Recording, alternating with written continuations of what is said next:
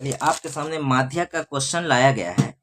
दो ठो खाली स्थान है, एक्स और वाई दोनों का मान निकालना है आपको। बड़ी इंपॉर्टेंट क्वेश्चन है, एग्जाम में आएगा 5 नंबर के, तो इसको आपको बना लेना है। ठीक है, बना ही देना है, नहीं बनाने पे फिर दिक्कत हो जाएगा। ठीक, तो आज आपको हम लोग आज जो है आपको संचयी बारंबारता भी निकालना बता देंगे। बारंबारता दिया हुआ है या संचयी बारंबारता पहचानने के लिए भी बता देंगे। ठीक है, तो याद रखिए, बढ़ते और घटते क्रम में यदि रहा तो उसको हम लोग बारंबारता कहेंगे, घटते या बढ़ते क्रम में।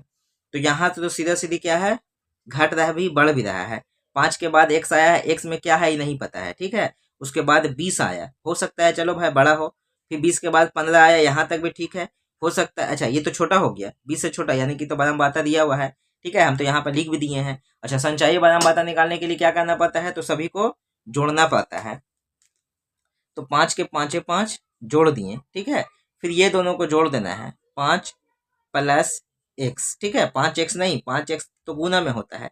जैसे देखिए 4 है, 5 है, 9 है, 20 है, तो ये एक तरह से बढ़ते हुए जा रहा है, तो इसी को हम लोग संचयी बारंबारता कहेंगे। ठीक है, और यदि यही रहता ना 4 9, यहाँ अभी तक बढ़ते जा रहा है, 12 ये भी बढ़ गया, यहाँ पे 10 लिख देते हैं, फिर 20 लिख देते हैं, तभी कोई फर्क नहीं फिर यहाँ पे कोई फर्क नहीं पड़ रहा है कि आगे आपका क्या है, यहाँ पे बीच में आपका घुस गया है छोटा, तो ये हो गया है बारंबारता। अगर इस तरह से बढ़ते कदम में जाएगा, बढ़ते कदम में जाएगा तो हम लोग को क्या हो जाएगा, संचयी बारंबारता। घटते कदम और बढ़ते कदम मिल के रहेगा तो हम लोग इसको बारंबारता कहेंगे। ठीक है, बारंबारता और संचयी बारंबारता निकालने के लिए हम आपको बता चुके हैं। ठीक है, फिर बता रहे हैं। तो संचयी बारंबारता में जोड़ना है, 5 है यहाँ 20 है, तो 20 और 5 25, प्लस में एक्स है साथ में चलेगा, 25 और 15 कितना हो जाएगा, तो 25 और 5 30 और 40 प्लस एक्स, यहाँ हो जाएगा 40 प्लस एक्स प्लस वाई, फिर यहाँ 45 प्लस एक्स प्लस वाई। आया बात समझ में। अगर यही रहता संचयी बारंबारता दिया हुआ, तब क्या कहते हैं, तब आपको बारंबारता निकालना होता घटा घटा के। बात समझ में आ रहा है, क्या कहते हैं, घटा घटा के निकालते हैं।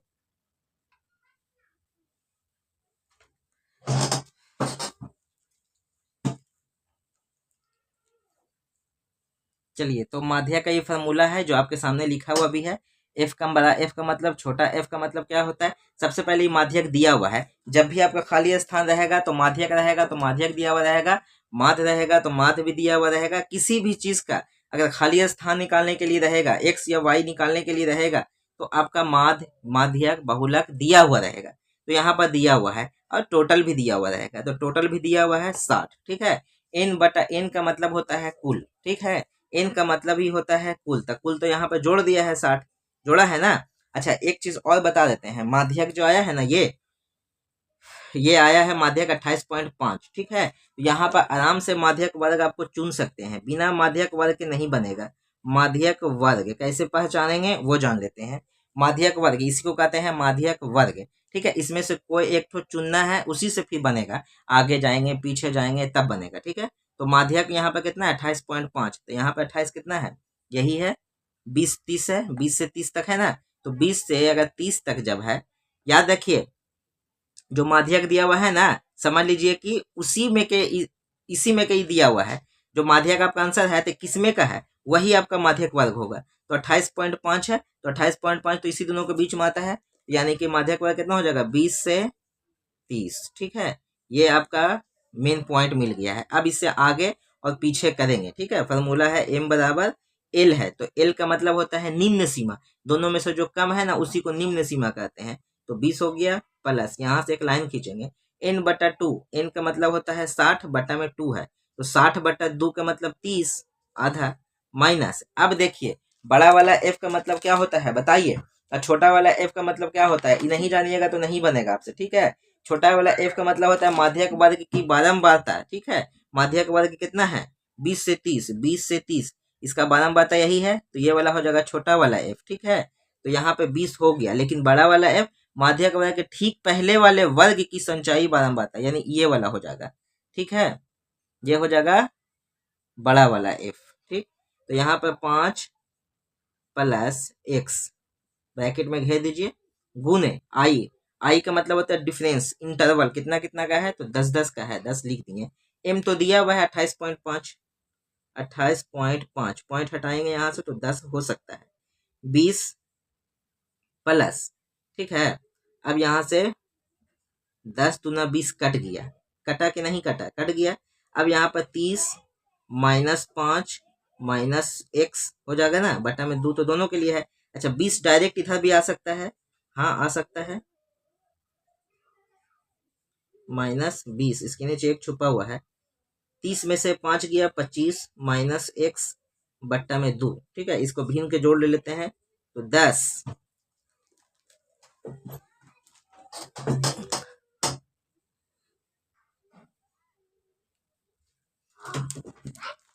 ठीक है, तो यहाँ हो गया 285 माइनस 200, तो 200 में से 285, अच्छा ये जैसे है वैसा ही 25 बट्टा 2, 2 से काट सकते हैं 10 को, 2 पचे 10, ठीक है।